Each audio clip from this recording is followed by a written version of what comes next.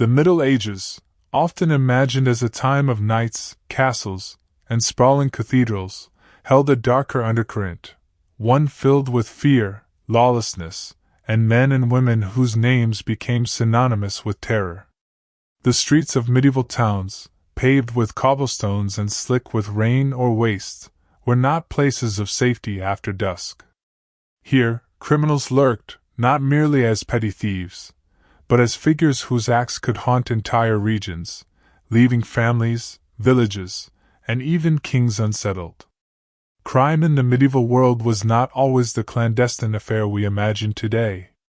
Punishments were public spectacles, hangings, floggings, or the grim elegance of the breaking wheel. Law and order were unevenly enforced. Towns often relied on militias, while countryside settlements had only the occasional patrol. This inconsistency allowed particularly cunning criminals to flourish, slipping between justice and survival, learning the hidden rhythms of villages and courts alike. Among these figures were those who committed acts so violent, so unpredictable, that they became legends in their own time. Their lives were recorded in chronicles, confessions, and local lore, sometimes exaggerated, sometimes feared into myth. Some were highwaymen, ambushing merchants and nobles along the lonely roads connecting castles and towns. Others were poisoners, using subtle arts to remove rivals, or bandits who led roving bands through forests, striking at villages before disappearing into shadow. The allure of these criminals was both terrifying and magnetic. Chroniclers wrote of them with awe and caution, noting not merely their crimes, but their intelligence, their ruthlessness, and their uncanny ability to survive where others could not. In a world governed by feudal law and superstition, the deadliest criminals were those who understood the limits of power and the fragility of human trust. They exploited fear, leverage, and the very laws meant to protect society. In towns like London, Paris, and Prague, stories circulated of thieves so skilled that even the wealthiest merchants trembled at their names. Some struck under cover of darkness, breaking into homes, stealing coin, jewelry, or precious manuscripts. Others preyed on travelers, using knowledge of roads, seasons, and local patrols to strike swiftly and vanish. The deadliest of these were not brute men alone. They often possessed a cunning that rivaled the cunning of those they evaded, turning fear into both shield and weapon. Yet, the criminality of the Middle Ages was not confined to the common streets. Even among the nobility, plots, betrayals, and acts of murder could transform a powerful lord into a hunted man. Some criminals were driven not merely by need or greed, but by ambition, desire, or vengeance. In this era, the boundary between noble intrigue and criminal action was often as thin as the dagger that could change a life in a single stroke. What bound all of these figures, whether highwayman, poisoner, or rogue noble, was their mastery of unpredictability.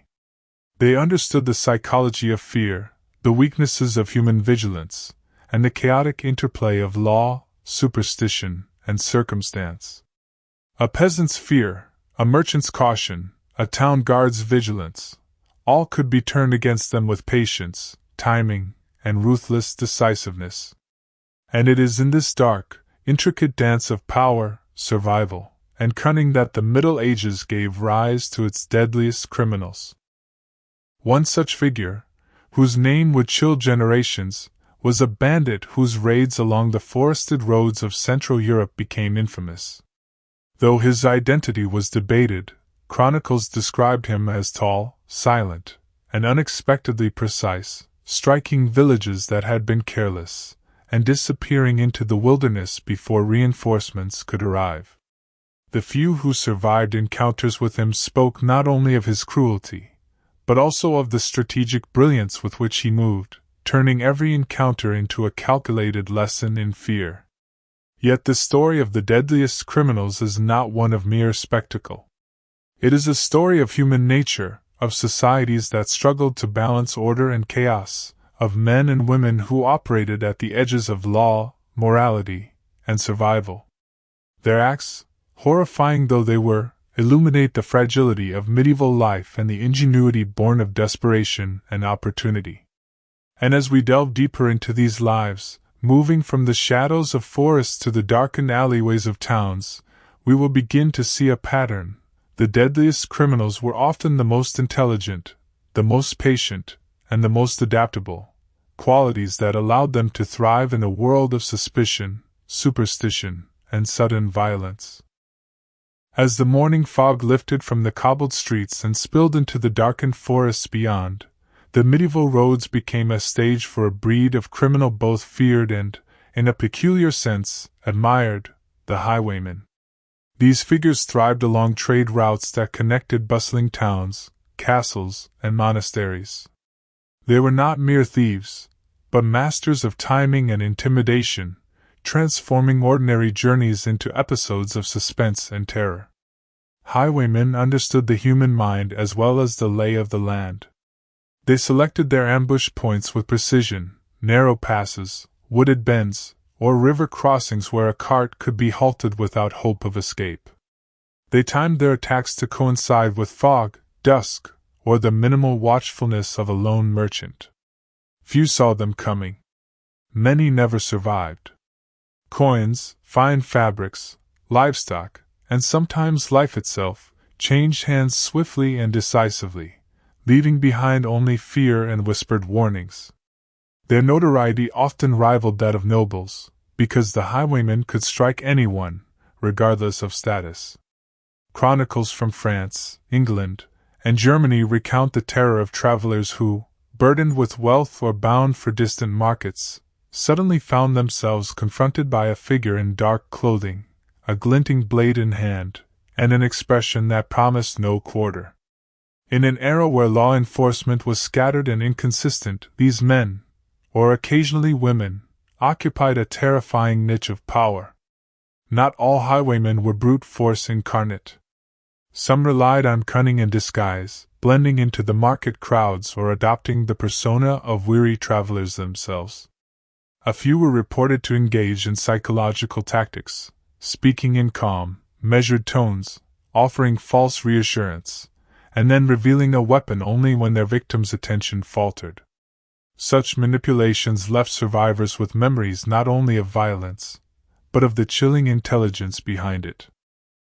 The forests, too, were allies to these criminals. Dense groves provided concealment, while rivers and uneven terrain created natural barriers to pursuit. The highwayman knew the woods as intimately as any hunter or hermit, understanding the subtleties of sound, shadow, and wind. In this mastery of the environment, they became nearly untouchable, able to vanish after a raid with the same silence as the mists that often accompanied them. One particularly feared band, whose existence blurred the lines between legend and recorded history, was known for its daring night raids along the roads of northern Germany.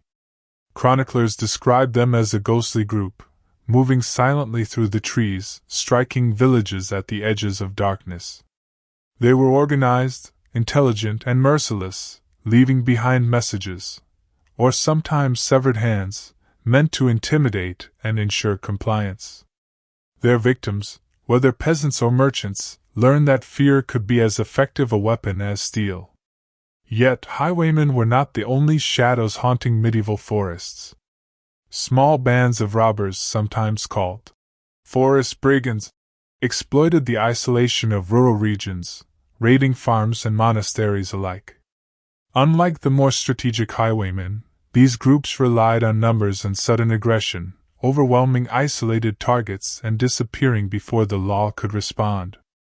Chroniclers often noted the terrifying efficiency of these raids, emphasizing how quickly a quiet hamlet could be transformed into a scene of chaos, fire, and despair. Even so, the deadliest criminals did not act merely for gain. Some were driven by revenge, others by rebellion against feudal authorities, and still others by personal cruelty or twisted amusement. Their methods were as varied as their motivations: ambush, poison, deceit, or the carefully calculated terror of the unknown. And in each case, their existence served as a reminder that the medieval world was never as orderly as kings or priests might have wished. Law and governance were fragile, and the balance of fear and survival rested in the hands of those clever enough to exploit it.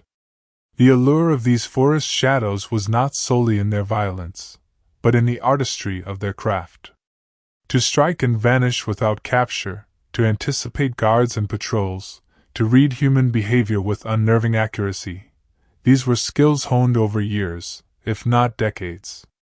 And as with all things in the medieval world, stories of their deeds grew in the telling, transforming criminals into figures that were both feared and reluctantly admired. By the close of dusk, as lanterns flickered in villages and watchmen prepared for the night, the forest held its secrets tightly. The highwaymen rested silently beneath dense boughs, while the occasional brigand lingered near hidden paths.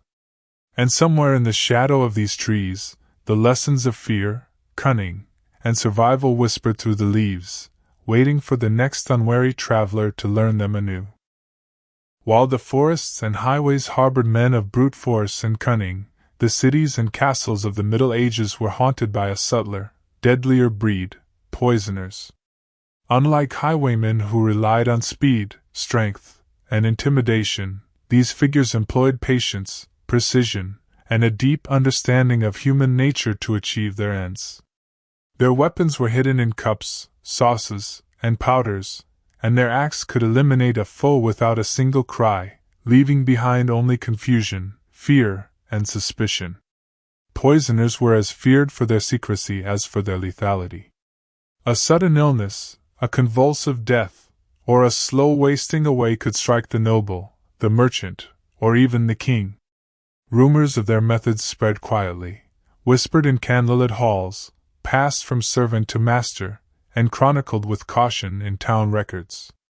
Some poisoners were professionals, traveling between courts to offer their deadly services, while others acted out of revenge, envy, or ambition.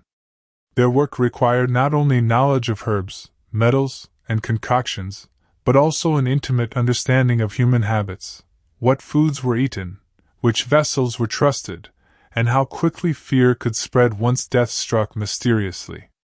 One notorious figure in French chronicles was known only by the sobriquet, La Vipera. She was said to move silently through the homes of nobles, leaving behind her subtle mark in meals, beverages, or even scented oils. Victims fell ill without warning, their deaths attributed to illness, divine punishment, or accident. Yet whispers persisted, growing louder as families and courts noticed patterns too precise to be mere chance. La Vipera became both myth and reality, a figure whose shadow lingered long after her own life was gone. Poisoners were not only confined to noble intrigues. In the crowded, unsanitary streets of medieval towns, they sometimes preyed on merchants, rivals, or neighbors, their methods discreet yet devastating. One infamous English chronicler described a market vendor who slowly poisoned competitors with tainted flour and spiced loaves, eliminating rivals one by one, until suspicion eventually fell upon no one but the marketplace itself. These acts of subtle cruelty were terrifying precisely because they could strike anywhere, at any time, leaving no visible trace of malice. The art of silent killing extended beyond poisons. Some medieval criminals mastered suffocation, strangulation, or staged accidents, exploiting the lack of forensic knowledge to escape punishment. A fall from a ladder, a collapsed staircase, or an accidental fire could mask the most deliberate of murders. The line between accident and intent was deliberately blurred, leaving the populace uncertain whom to trust, and sowing a quiet terror that pervaded homes and inns alike. Yet, even within this subtlety, there was a peculiar artistry.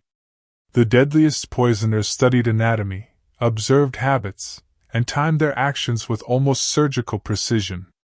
A misstep could reveal them, a poorly chosen moment could leave them exposed. Every act required foresight, discipline, and an understanding of human frailty. In this way, their craft mirrored that of the highwaymen, mastery over their environment, whether urban or rural, and a calculated manipulation of fear. The silent killers of the Middle Ages were also products of their time. Superstition, religious belief, and fear of divine retribution shaped both their methods and their notoriety. Accusations of witchcraft often intertwined with cases of poisoning, and a suspected poisoner might be subjected to torture, execution, or exile, not merely for the crime itself, but to quell the social panic that followed. This climate of suspicion only enhanced the mystique of these criminals, whose presence was felt even when invisible. In some accounts, the deadliest among them acted with a moral, albeit twisted, code. Certain poisoners targeted tyrants or oppressors, seeking justice where law had failed. Others acted purely for profit, supplying concoctions to anyone who could pay or whose purpose suited their interests.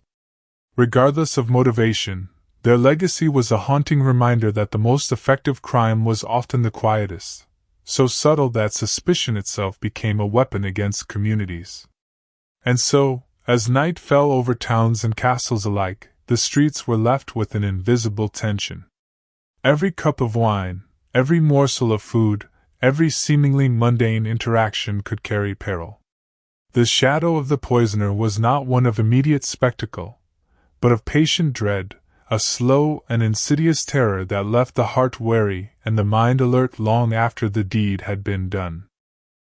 Beyond the darkened streets and silent forests, the halls of power in the Middle Ages held their own breed of criminal, figures whose cunning and ambition rivaled that of the most ruthless highwaymen or poisoners.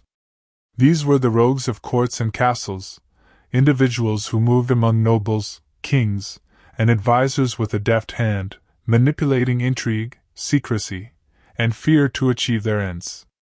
In their world, a whisper could kill as surely as a dagger, and a subtle gesture could shift alliances and fortunes without the public ever realizing what had transpired.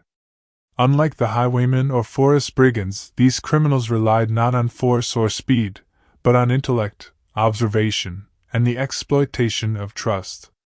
They knew the intricacies of protocol, the vulnerabilities of rulers, and the unspoken alliances that govern noble life. Some were advisors who poisoned minds before they poisoned bodies. Others were courtiers whose ambition drove them to betrayal, blackmail, or the theft of valuable secrets. Their actions were carefully calculated, often taking months or years to bear fruit, and when their schemes succeeded, they could alter the course of entire kingdoms.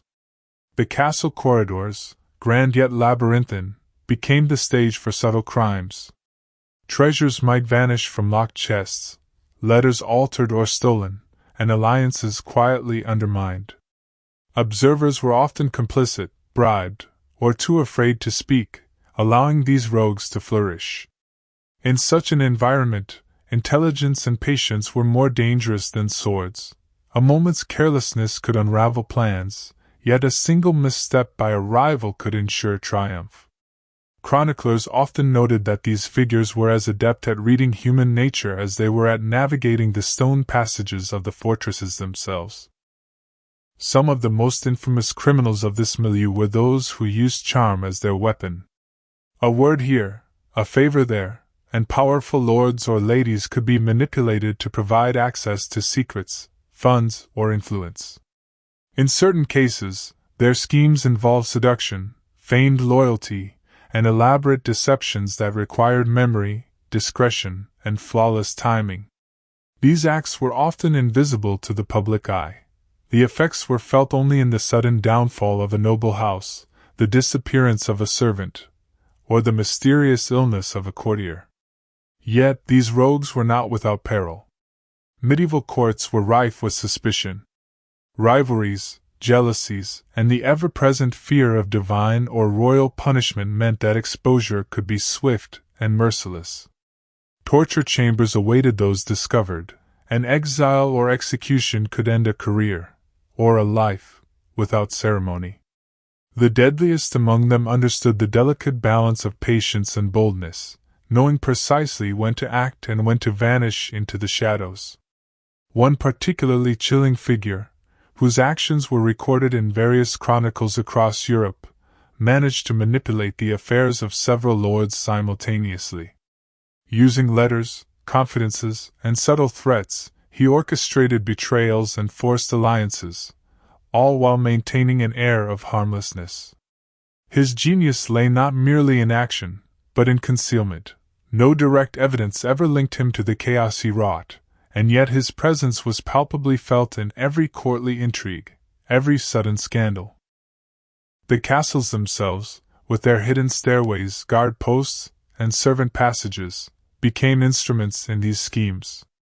The deadliest criminals exploited architectural knowledge to move unseen, eavesdrop on conversations, and access forbidden chambers.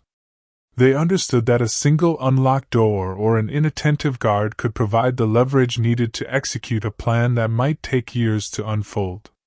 Their crimes were a mixture of patience, audacity, and intimate knowledge of human behavior. It is important to remember that not all courtly criminals acted from greed alone. Some were motivated by vengeance, others by political necessity, and a few by sheer survival in a treacherous environment. The complexity of the medieval court, with its overlapping loyalties, secret alliances, and omnipresent suspicion, created a landscape where subtle crime was often the only path to power or safety.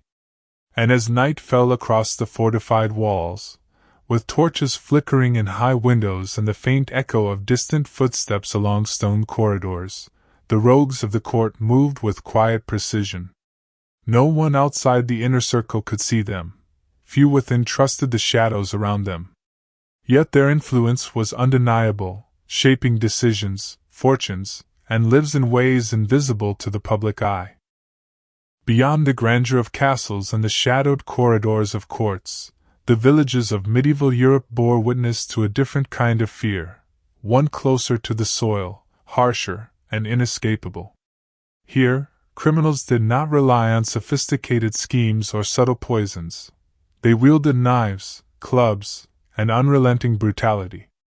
Murderers and brigands prowled these settlements, exploiting the isolation and vulnerability of peasant communities, where law enforcement was sparse and the reach of justice often slow and uncertain. The villages themselves were fragile bastions of survival. Thatched cottages clustered along narrow, uneven lanes, barns and granaries stood at the mercy of both weather and human intent, and the people who inhabited them were often too poor or too occupied with toil to anticipate predators beyond the obvious dangers of wild beasts. This vulnerability created a landscape in which the deadliest criminals thrived, not merely through violence, but through the knowledge of fear, opportunity, and timing. Brigands often operated in groups, moving under the cover of forests or hills, striking swiftly and without warning. They were not mere robbers, but specialists in terror. A band could appear one night to seize livestock, burn a barn, or murder those who resisted, vanishing before morning. Chroniclers noted the psychological effect of such raids. Villages would huddle behind doors and barricades, sleep lightly, and whisper names that became almost mythic in their terror. The brigand was as much a presence in the imagination as in the flesh. Individual murderers, in contrast, were often motivated by personal vendettas or sheer opportunism. Some were known to stalk the roads, preying on travelers and strangers who dared to traverse the lonely paths between villages. Others infiltrated homes, exploiting trust to gain entry, and committing acts that were as sudden as they were cruel. Their methods were diverse: sudden strikes with edged weapons, strangulation, arson, and occasionally slow, deliberate attacks meant to frighten as much as to kill. These rural criminals were often described with a mixture of revulsion and fascination. Accounts in local chronicles emphasize not just the acts themselves, but the skill and patience required to execute them. A murderer who struck without warning, then vanished into the woods, left behind only terror and speculation, much like the unseen poisoners of the cities. Villagers spoke of these figures in hushed tones, weaving stories of shadowy figures whose eyes seemed to glint with knowledge of every hidden path and every weak door. Yet, despite the fear they inspired, these criminals were also products of their environment. The medieval countryside was harsh, unforgiving, and often lawless. Poverty, hunger, and injustice could drive individuals toward crime, while the lack of formal policing allowed brigands and murderers to operate with remarkable impunity. Some were born into families where theft or violence was a learned trade, a necessity for survival, while others became criminals by circumstance, forced into the shadows by famine, debt, or oppression. Even so, certain acts transcended mere survival and became legends of horror. Stories survive of brigands who would block bridges to ambush travelers, of murderers who terrorized entire parishes, and of small bands whose coordinated attacks could devastate villages in a single night. These acts were chronicled not merely for the sake of record but as warnings, tales to impress upon the next generation the dangers lurking beyond familiar fields and forest edges. What made these rural criminals particularly fearsome was their knowledge of the land. Forests, marshes, hills, and rivers were as much their allies as any weapon. They knew where villagers hid food, where tracks could be lost in mud, and how to strike in ways that minimized pursuit. They moved with an uncanny understanding of the rhythm of rural life, appearing when vigilance was low and vanishing when suspicion rose. Their existence blurred the line between myth and reality, leaving communities in a perpetual state of anxiety. And yet, even amidst fear, villagers adapted. Early warning systems, secret paths, and watch rotations became commonplace. The deadliest brigands could not rely solely on brute force. They faced the ingenuity and resilience of those they sought to terrorize. In these interactions, the medieval countryside became a stage for a continuous struggle between predator and prey, each learning from the other, each shaping the narrative of survival and criminal ingenuity. As night descended over the villages, cloaking fields and cottages in shadows, the memory of brigands and murderers lingered in every whispered tale, in the careful locking of doors, and in the wary eyes of those who ventured beyond the hearth. The rural world, though quieter than the courts or highways, was no less alive with danger. And in these quiet, fear-laden nights, the deadliest criminals continued to shape lives, reputations, and legends, teaching that even in simplicity, crime could be as deliberate, intelligent, and terrifying as any act committed in the halls of kings. In the dim candlelight of medieval towns and villages, where shadows stretched long across stone walls and narrow lanes, fear often took shape in forms both unseen and terrifying. Beyond the highwaymen, poisoners, and brigands, there existed a category of criminal whose menace was amplified by imagination and superstition: witches, heretics, and those accused of consorting with the supernatural. These figures occupied a precarious space where the boundaries of law, belief, and terror blurred, and where accusation alone could be as deadly as the crime itself. The medieval mindset was steeped in the conviction that the unseen world held power over the visible one. Illness, crop failure, and sudden death were frequently attributed not to natural causes but to maleficence, magic, or divine displeasure.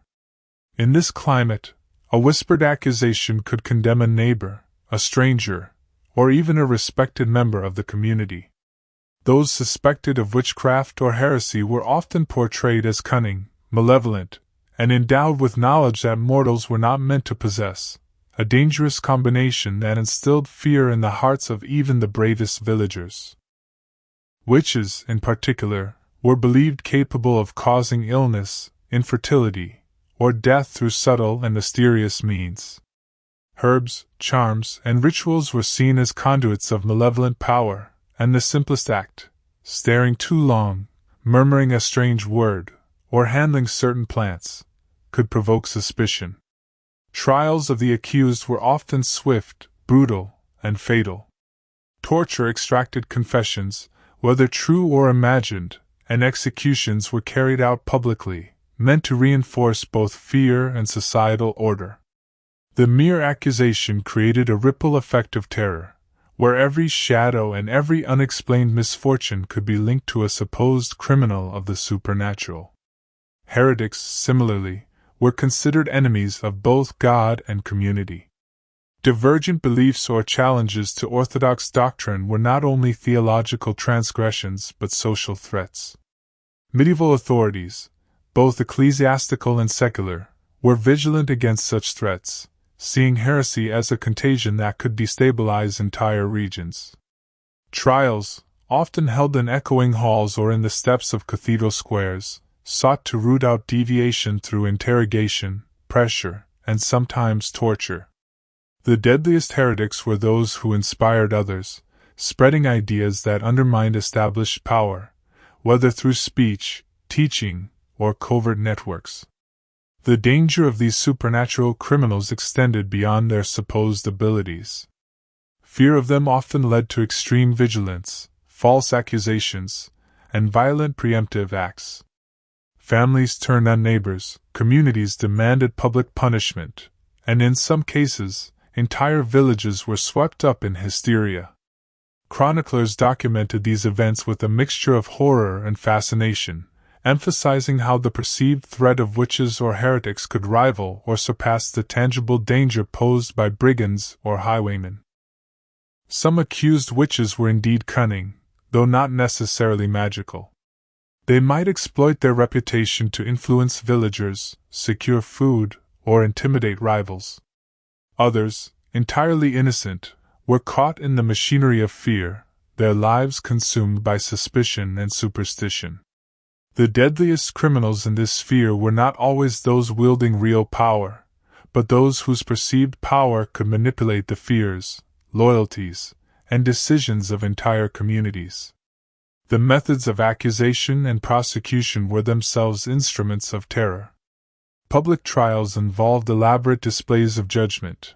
The accused were paraded, questioned in front of crowds, and often forced to confess under duress.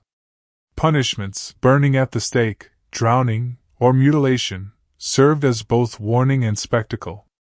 And yet, in the shadows, cunning survivors might feign compliance, manipulate testimony, or exploit superstition to their advantage, turning the machinery of fear against rivals or enemies. The legacy of these supernatural criminals is particularly striking because it blends reality and imagination. Their acts, whether real, exaggerated, or entirely fabricated, reveal the complex interplay of fear, power, and human psychology in the medieval world. They demonstrate that danger did not always come from visible weapons or physical strength, but could emerge from belief, rumor, and the subtle manipulation of social and spiritual anxieties. By nightfall, as the wind whispered through timbered homes and the flicker of torches cast strange shapes on walls, the presence of these figures, witches, heretics, and those accused of otherworldly crimes, remained palpable. Fear of the unseen shaped daily life, what to eat, whom to trust, and which paths to take after dark.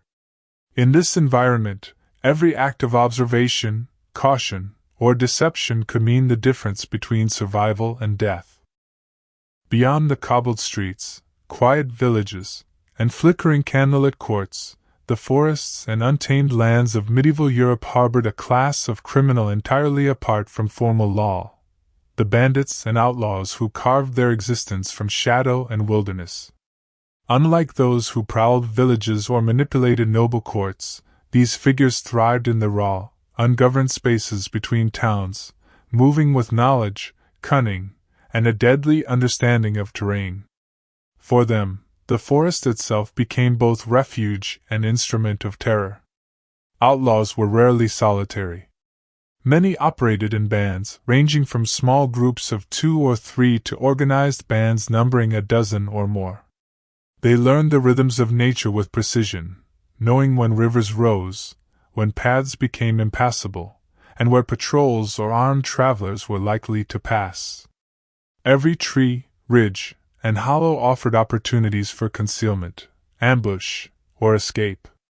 In this environment, the forest's own laws governed survival. Silence, patience, and cunning were as vital as any weapon. Highwaymen occasionally ventured into forests, but outlaws were creatures of permanent exile. They were skilled at disappearing entirely, erasing tracks, and misleading pursuers through misdirection or the natural camouflage of wilderness. Chroniclers often describe them as almost spectral, moving silently, striking decisively, and vanishing without trace. To peasants and travelers, the forest was no longer merely a place of beauty or resource. It became a realm where danger could appear from anywhere, and escape depended on wit as much as speed. Some of these bandits were driven purely by survival, carving a precarious life out of stolen food, livestock, and coins. Others were men and women on the run, condemned by law, vengeance, or accusation, forced to adopt a life of shadow. And a few, arguably the deadliest, were opportunists, exploiting both the fear and the ignorance of villagers and townsfolk, attacking isolated homesteads or merchant caravans with meticulous planning. Their acts were sudden, terrifying, and often irrevocable, leaving communities to reckon with losses both tangible and psychological. The forest itself was an accomplice to these criminals. Dense canopies masked movement, fog rolled into obscure sight, and rivers or swamps could confound pursuers. Outlaws understood how to exploit the environment to its fullest. They could trap, ambush, or confuse enemies with minimal effort, and yet move with astonishing speed when necessary. In this domain, intelligence and patience were weapons equal to the blade, and a single mistake by a pursuer could result in capture, or death. Not all outlaws were unthinking brutes. Many exhibited cunning, discipline, and an almost strategic foresight. Chronicles recount bands who intercepted mail, manipulated local markets, or coordinated attacks across villages, all while evading knights or militias sent to apprehend them. Their knowledge of human behavior, combined with an intimate understanding of terrain, made them nearly untouchable. The forest was both shield and stage, allowing them to choreograph raids with precision that astonished and terrified those who tried to bring them to justice. Yet, as much as fear governed their existence, outlaws also lived by unspoken codes. Betrayal among their own was often punished as severely as theft from outsiders. Trust, once broken, could be fatal. Some bands were remarkably disciplined, operating almost like miniature societies, with hierarchies, rules, and methods of training or indoctrination. Survival depended on loyalty, observation, and mutual understanding, as much as on skill with weapons or knowledge of the land. The deadliest among them combined patience, cunning, and cruelty. They could wait for days, observing a target silently before striking at the most advantageous moment. Villages learned to recognize patterns, yet even careful observation was often insufficient. Chroniclers described encounters in which outlaws seemed to vanish into thin air, leaving behind nothing but fear and speculation. In these forests, the balance of power was dictated not by law or authority, but by the cunning and skill of those who understood its rhythms. And so, the forests of medieval Europe became realms apart, places where law held little sway, and where criminals of exceptional skill could thrive indefinitely. These outlaws embodied a paradoxical existence. They were simultaneously hunted and respected, feared and admired, cruel yet governed by their own internal code. In this quiet, shadowed wilderness, the lessons of survival, patience, and cunning reached their highest expression, creating legends that would echo long after the fires of pursuit had died away.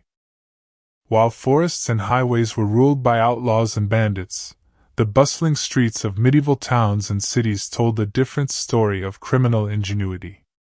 Here, the deadliest criminals were those who thrived in plain sight, blending seamlessly into markets, taverns, and crowded lanes. Pickpockets, thieves, and confidence tricksters turned everyday life into a game of risk and skill, exploiting crowds, confusion, and human distraction to execute their plans. Urban streets were a labyrinth of opportunity and peril.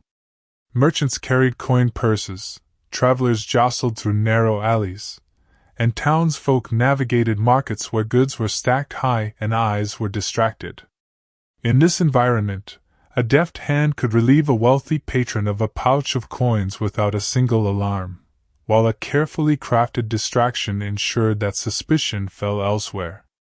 It was not brute strength but timing, observation, and nimble fingers that distinguished the deadliest among them. Pickpockets operated in pairs or small groups, their coordination refined through years of practice. One might bump into a merchant as if by accident, while another relieved him of a purse or key. Crowds became allies in the theater of crime, concealing movements and providing both cover and misdirection. Chroniclers noted that successful urban thieves often seemed invisible, moving unnoticed through the bustle, leaving victims bewildered and authorities frustrated. Their art lay in precision, patience, and the ability to read human behavior, a skill as valuable as any blade. Some thieves specialized in more ambitious schemes, targeting wealthy households, taverns, or guilds. They studied routines meticulously. When a merchant collected rents, when a guard changed shift, or when a noble left a residence unguarded. Using secret entrances, hidden tools, or false identities, these criminals penetrated spaces considered secure, leaving minimal traces of their presence. In many accounts, victims could not comprehend how a locked chest had been emptied, or how a sealed purse had vanished. The crime itself became a story, whispered and exaggerated, adding to the thief's legend. Confidence tricksters were another urban menace. They manipulated trust, preying on greed, vanity, or desperation. A falsified document, a fabricated tale of opportunity, or a clever deception could extract wealth or information from the unsuspecting. Their crimes were psychological as much as material. The fear and uncertainty they sowed extended beyond immediate victims, influencing social behavior and leaving entire communities wary of strangers. Some of the deadliest urban criminals were those who combined both physical skill and intellect. They could pick locks, scale walls, and navigate streets with speed and agility, while simultaneously orchestrating complex ruses designed to mislead pursuers. Chroniclers recount tales of thieves who emptied entire market stalls during festivals, vanished into sewers or rooftops, and reappeared miles away before anyone could respond. Their mastery of both environment and human behavior was such that even the city watch, the supposed guardians of law, often found themselves outwitted. Yet, as cunning as these criminals were, their lives were precarious. Medieval towns offered no immunity. Discovery could mean execution, mutilation, or public humiliation. Urban criminals constantly balanced risk and reward, calculating every act with precision. One misstep, a mistaken mark, an inattentive accomplice, or a vigilant guard, could spell ruin. Survival depended on intelligence, adaptability, and an almost instinctive reading of human and environmental cues. The urban underworld, despite its dangers, also became a crucible for learning. Younger thieves apprenticed under older, more experienced criminals, absorbing the techniques of stealth, deception, and strategic misdirection. Markets, alleys, and taverns served as classrooms, where mistakes could be deadly lessons and success a temporary triumph. In this way, the streets themselves became teachers of a peculiar, shadowy skill, the art of survival through guile and subtlety. By nightfall, medieval towns took on an eerie quiet, the clang of closing shutters and the murmur of evening prayers masking the quiet presence of those who moved unseen.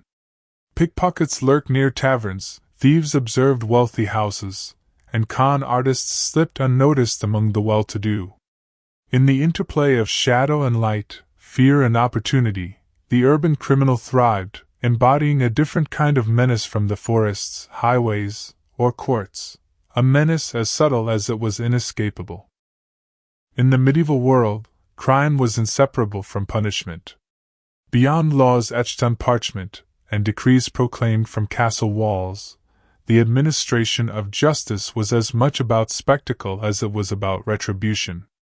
Public executions, brutal tortures, and ritualized punishments served a dual purpose: to remove criminals from society and to instill fear, ensuring that law and order were not merely abstract ideals but visible forces shaping everyday life. Courts and local magistrates often sought to demonstrate their authority with dramatic displays. Thieves might be hanged at crossroads, their bodies left suspended as warnings to others. Highwaymen captured after long pursuit were sometimes broken on the wheel, limbs extended in a grotesque tableau of deterrence.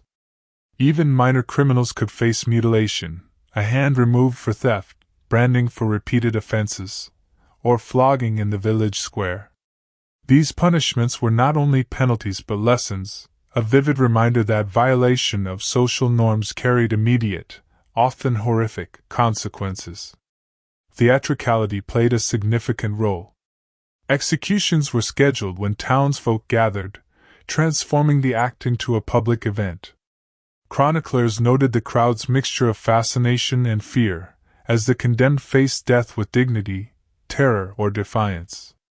Some criminals attempted daring escapes or final gestures of cunning, and the success or failure of these acts further amplified their legend. In this sense, punishment itself became a narrative, intertwining crime, justice, and human drama into a lesson in both morality and mortality. Torture was another instrument of medieval justice, employed to extract confessions or to uncover accomplices. Instruments such as the rack, thumbscrews, and the strappato were designed to inflict pain and terror, compelling even the most cunning criminal to reveal secrets. While horrifying, these methods were believed to be necessary, as medieval authorities valued confession as both evidence and moral reckoning. The deadliest criminals, poisoners, heretics, and rogues, often faced the greatest scrutiny, their intellect and subtlety requiring extraordinary measures to expose and contain them. Yet punishment did not always guarantee compliance with law. Some criminals evaded capture repeatedly, inspired others, or returned to crime after a brief period of apparent submission.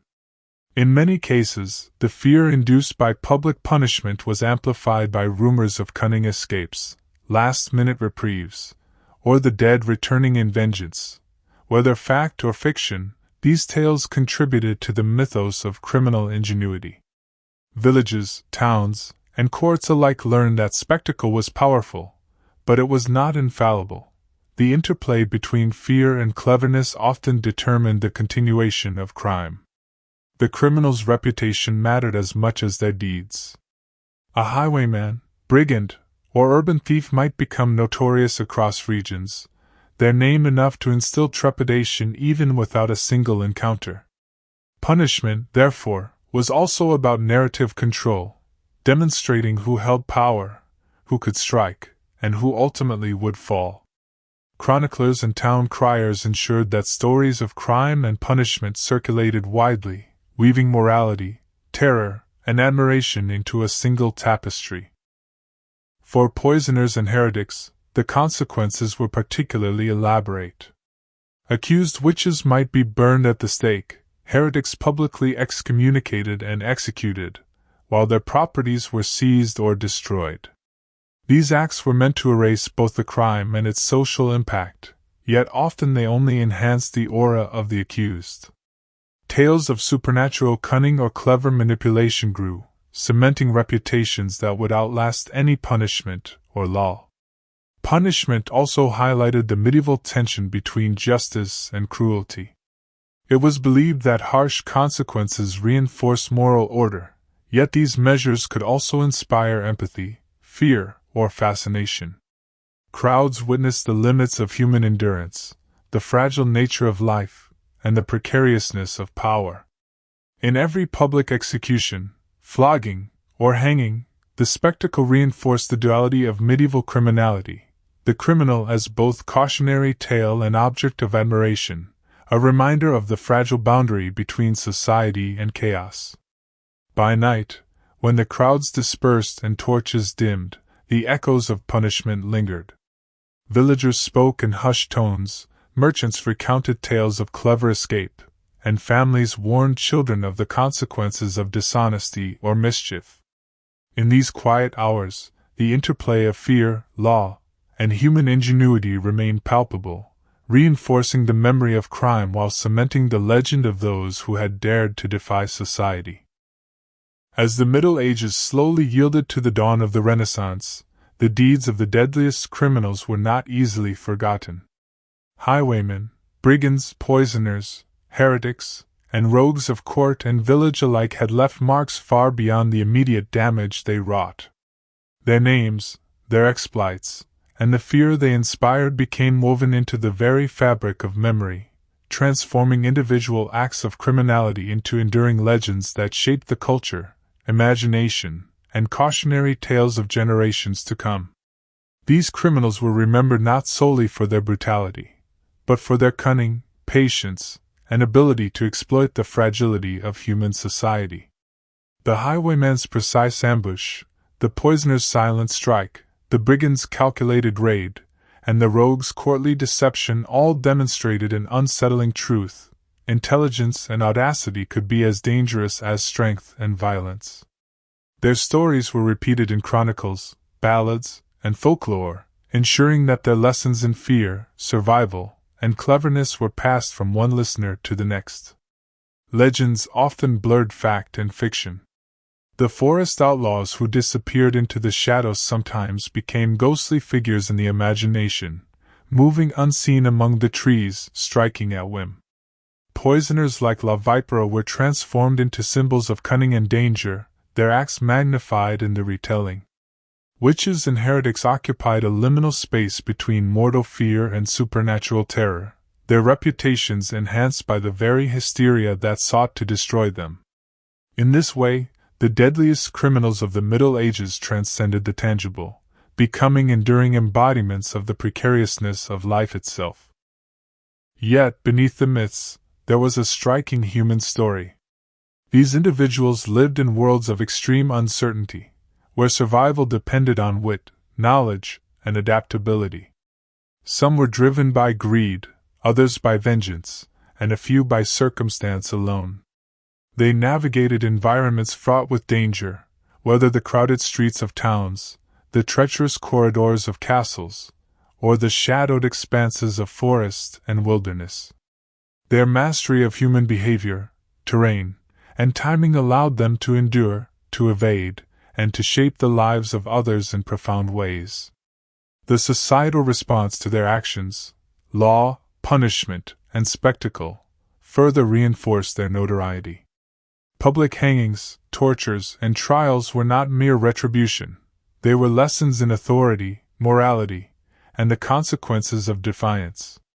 And yet, paradoxically, these very measures often immortalized the criminals, transforming fear into fascination. In every whispered tale by a hearth, in every retelling of a clever escape or audacious crime, the legend of the medieval criminal lived on. Even centuries later, the echoes of these figures remain palpable. Modern imagination, through literature, art, and storytelling, has preserved their cunning, cruelty, and resourcefulness.